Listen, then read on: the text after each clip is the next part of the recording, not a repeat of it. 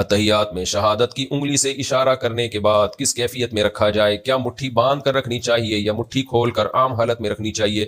عطا اللہ ڈیرہ مراد جمالی.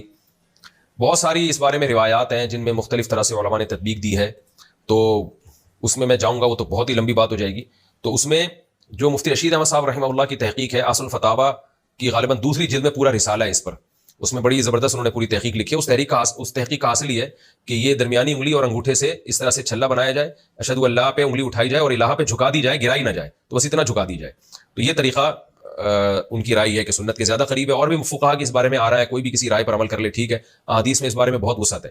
لیکن یہ جو ہمارے یہاں بعض حضرات نے شروع کر دیا اس طرح سے انگلی ہلاتے ہیں، یہ ہمیں کسی حدیث میں نہیں ملتا. جس طرح جو حدیث پیش کی جاتی ہے اس کا جو ترجمہ کیا جاتا ہے وہ ترجمہ اس کا بنتا نہیں ہے، اور یہ اجماع امت کے بھی خلاف ہے. ہمیں نہیں ملتا کہیں اسلاف میں کوئی ایک بھی اس کا قائل تھا کہ اس طرح سے نماز میں انگلی ہلائی جائے.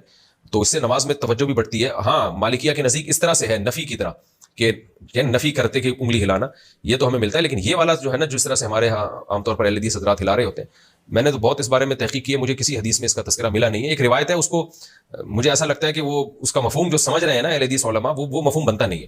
لیکن بہرحال اس میں مقصد اہل حدیث پہ طنز کرنا نہیں ہے، بتانا یہ کہ یہ کہیں بھی ثابت نہیں ہے. یہ جو کیفیت ہے نا ہمیں اسلاف میں تو ملتا ہی نہیں ہے اس کا کہیں بھی کہ اس طرح سے انگلی ہلائی جائے. اور نماز میں اس پہ تشویش بھی بہت ہوتی ہے، کوئی ہلا رہا ہو آدمی کو تھوڑی الجھن ہوتی ہے. لیکن بہرحال یہ چھوٹے چھوٹے مسائل ہیں، ان پہ لڑنا طنز کرنا ٹھیک نہیں ہے.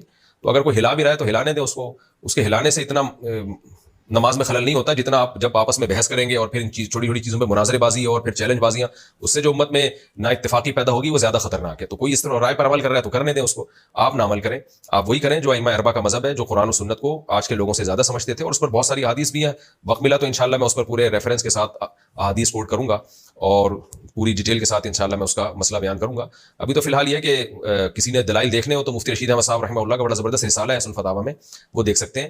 اس میں جو ان کی تحقیق ہے وہ یہ کہ چھلا بنا کے نا انگلی اٹھائی جائے اور پھر اللہ پہ گرا دی جائے، جھکا دی جائے، گرائی نہ جائے، بس ایسے رکھی جائے. تو یہ بھی ایک رائے ہے. باقی کوئی کسی اور طریقے سے عمل کرتا ہے تو وہ بھی ٹھیک ہے، اور کوئی انگلی نہیں اٹھاتا بیٹھا ہی رہتا ہے ایسی تو بھی ٹھیک ہے. یہ کوئی اتنے بڑے مسائل نہیں ہیں جن میں کوئی بہت زیادہ وقت کو اپنا ضائع کیا جائے یا اس کو ایشو بنایا جائے.